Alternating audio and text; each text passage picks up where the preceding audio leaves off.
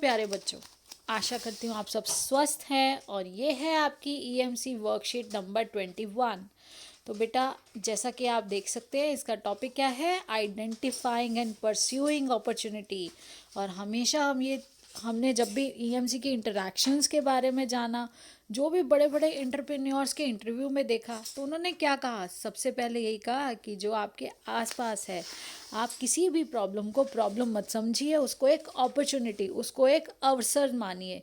तो जब हम उस अवसर को, अपॉर्चुनिटी को पहचान पाएंगे, यही तो हमें क्षमता अपने अंदर डेवलप करनी है। इसका विकास होते ही हम हर चीज़ में कुछ नया, कुछ ऐसा ढूंढ पाएंगे कि जिसे हम दूसरों को सहूलियत पहुंचा सकें और अपने लिए एक नया ऐसा कार्य, एक ऐसा इनोवेटिव सृजनात्मक कार्य खोज सकें। तो देखिए, आज आपकी ईएमसी बडी आपके लिए फिर हाजिर है और इस हफ्ते आपकी जो वर्कशीट की थीम है वो है मौके ढूंढना और उन पर काम करना। तो बेटा, मौके, अपॉर्चुनिटी, अवसर मिलते हैं, सबके आसपास होते हैं, लेकिन वो उसे समझ पाता है जो उसे ध्यान से समझने की कोशिश करता है, उस परिस्थिति को जानने की कोशिश करता है और उसमें निहित जो अवसर है उसको पहचान पाता है। जब उस अवसर को पहचानते हैं, जैसे आपको एक एग्जाम्पल पहले दिया गया है ईएमसी की वीडियो में ही, कि एक जगह पर ऐसा था कि पानी, जैसे आजकल हमारे आसपास भी होता है कि पीने के पानी की समस्या है। यमुना का पानी जो है, उसका जो केमिकल लेवल है वो बहुत ज़्यादा बढ़ जाता है और हम सभी को पीने के पानी को प्राप्त करने में तकलीफ़ होने लगती है। तो एक व्यक्ति ने क्या सोचा कि सब लोग, वो ऐसे एरिया में काम करता था जहाँ सभी लोग आरओ नहीं खरीद सकते। उसने क्या किया? उसने आरओ किराए पर देना शुरू किया।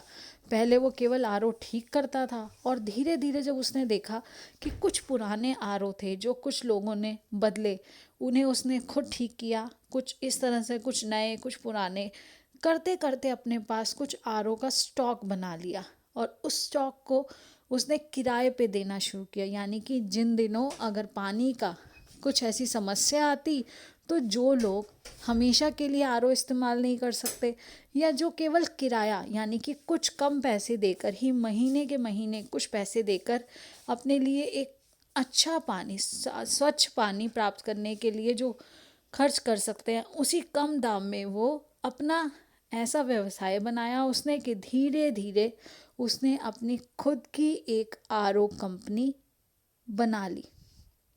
तो बेटा, कहाँ एक रिपेयर करना सीखा, पहले धीरे धीरे उस काम को सीखा, फिर उस अवसर को पहचाना, अवसर को पहचान कर धीरे धीरे अपनी कम जमा पूंजी से, बूंद बूंद से घड़ा भरता है, यही हमें पता चलता है कि हमने धीरे धीरे उसको आगे बढ़ाना है।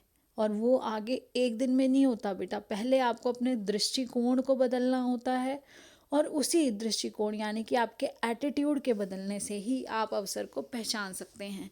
तो यहाँ आज आपको उसी का एक मौका एक एग्जाम्पल से देंगे। देखिए, पिछले दिनों हमने पहल करने के बारे में समझा कि इनिशिएटिव लेना चाहिए हमें, कोशिश, सबसे पहले पहल करना मतलब इनिशिएटिव लेना किसी कार्य को करने के लिए। किसी लीडर में क्या क्या क्वालिटीज़ होती हैं? सबसे पहले उस लीडर में वो करेज होता है, किसी भी काम को करने का जो करेज है, इनिशिएटिव लेने का करेज ही किसी को लीडर बनाता है। आइए इस बार यह सोचते हैं कि पहल किन मुद्दों पर और कैसे की जाती है। हम किन मुद्दों पर पहल कर सकते हैं और कैसे कर सकते हैं। इसका एक तरीका अपने आसपास की जगहों, वहाँ जहाँ आप गतिविधि, जहाँ आप रह रहे हैं, उसके आसपास होने वाली गतिविधियों को देखिए, पहचानिए और उसमें मौके ढूंढिए। जैसे कि एक आसान तरीका है, आपको पता ही है कि ईएमसी का जो बेटा सिद्धांत है वो भी यही कहता है कि करके ही देख लेते हैं ना, क्योंकि ईएमसी खुद का करना और अपने अनुभव से सीखना ही है। ईएमसी का अर्थ ही यही है कि आप खुद करिए और करके सीखिए, जिसे आप इंग्लिश में बोलते हैं learning by doing. Learning by doing, आप खुद करिए, खुद अपने अनुभवों से सीखिए। तो जब आप खुद करके सीखेंगे तो वो जो लर्निंग होती है बेटा, वो स्थायी होती है, वो परमानेंट होती है।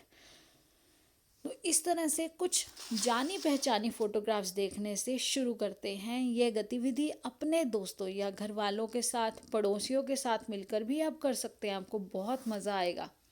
तो देखिए, ये एक चित्र है जो एक मेट्रो स्टेशन का चित्र है, जहाँ लोग देखो कैसे लाइनों में खड़े होकर टिकट लेने के लिए, देखिए समय भी खराब होता है, इसके साथ साथ उनका समय खराब होने के साथ साथ और क्या है बेटा? बिल्कुल, समय तो खराब होता ही है उस टिकट को लेने के लिए जब वो खड़े रहते हैं, साथ में वो जो परेशानी होती है, जो तब ये लगता है कि अरे मेरी एक मेट्रो चली गई, दूसरी मेट्रो चली गई। और कई बार स्ट्रेस में कभी कभी लोग भागते दौड़ते कुछ सामान भूल जाते हैं या कभी चोट भी लग जाती है। तो अब हमें देखना है कि इन चीज़ों को, जो भी परेशानियां वहाँ पे, आपको पता है आप कभी मेट्रो स्टेशन गए होंगे तो, और क्या क्या परेशानियां हो सकती हैं, इन पिक्चर्स को देखिए और अपने साथी या परिवार के साथ मिलकर सोचिए कि मेट्रो स्टेशन पर लोगों को क्या क्या समस्या हो सकती है। आज की तारीख में उन्हें सुलझाने के लिए 2 से 3 रचनात्मक बिजनेस आइडिया कौन से हो सकते हैं। अब रचनात्मक बिजनेस आइडिया में से एक आइडिया कौन सा है? पेटीएम द्वारा टिकट प्राप्त करना। आपको पता होगा कि ऐसा भी हुआ था कि मेट्रो स्टेशन पर आपको अभी जैसे मेट्रो का कार्ड है, ऐसे ही आपके मोबाइल से ही अगर उसका भुगतान हो जाए तो आपको रुकना नहीं पड़ेगा, आप तेज़ी से अपनी गंतव्य की ओर बढ़ सकते हैं। जहां आपको जाना है आप डायरेक्ट क्या करेंगे, आपको डायरेक्ट मेट्रो की तरफ जाने को, जो समय आपका टिकट लेने में बर्बाद होता था, उतने में तो आप अपनी मेट्रो से उस स्थान पर पहुंच जाएंगे जहां आप जाना चाहते हैं।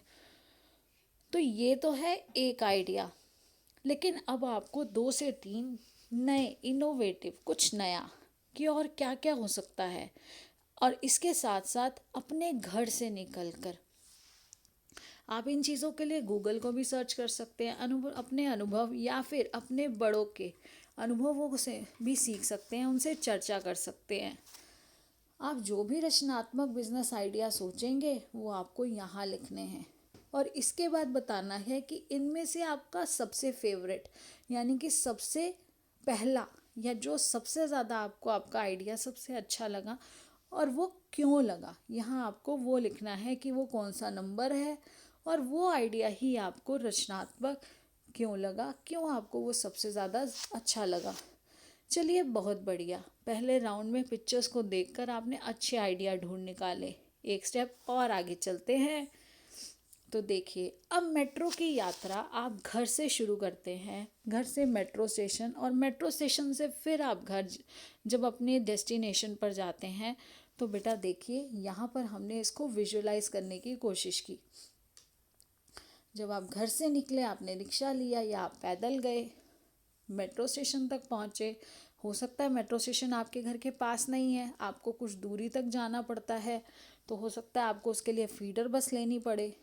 तो मेट्रो कितने बजे निकलती है ना तो ये पता है, और साथ में घबराहट होती है कि वो फीडर बस भी कब मिलेगी, फीडर बस मिलने के बाद वहाँ पर पहुँचना है, फिर टिकट के लिए लंबी लाइन होती है, उससे भी थकान भी होती है और समय भी बर्बाद होता है। फिर उसके बाद अब अपने डेस्टिनेशन पे पहुँचते हैं।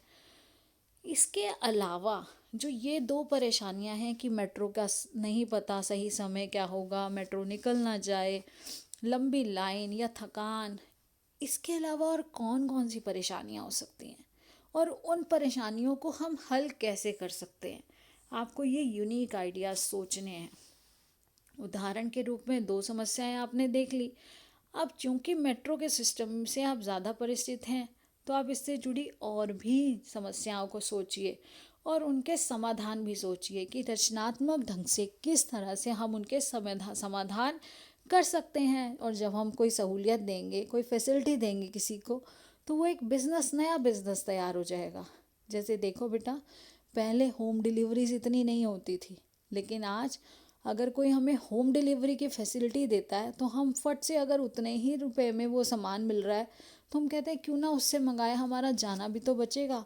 और होम डिलीवरी से हम जहाँ एक चीज़ मंगवाने वाले थे या दुकान पर जाकर एक चीज़ लाने वाले थे, हमने उससे होम डिलीवरी के कारण 10 चीज़ें एक साथ मंगा ली। तो वो दुकान वाले को ये फ़ायदा हुआ कि जहाँ पर ग्राहक की भीड़ वो भी कम हुई दुकान पर, वो आसानी से सबको आराम से सामान दे सका। और अपने उस समय में जब ज़्यादा ग्राहक की भीड़ नहीं होती, उस समय वो जो ऑनलाइन उसके पास काम आया उसको पूरा करके उस घरों में सप्लाई कर देता है या होम डिलीवरीज दे देता है, तो इससे उसके काम में भी बढ़ोतरी हुई।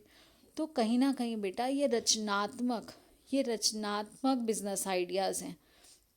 अब आपको करना ये है कि पूरे मेट्रो के सफ़र के दौरान होने वाली सभी समस्याओं को गहराई से सोचिए। उन समस्याओं के बारे में पता है क्या सोचना है, और फिर समस्या के लिए कोई ऐसा आइडिया भी सोचना है जिससे हम उस समस्या का समाधान, क्योंकि प्रॉब्लम है तो सॉल्यूशन तो 100% होगा।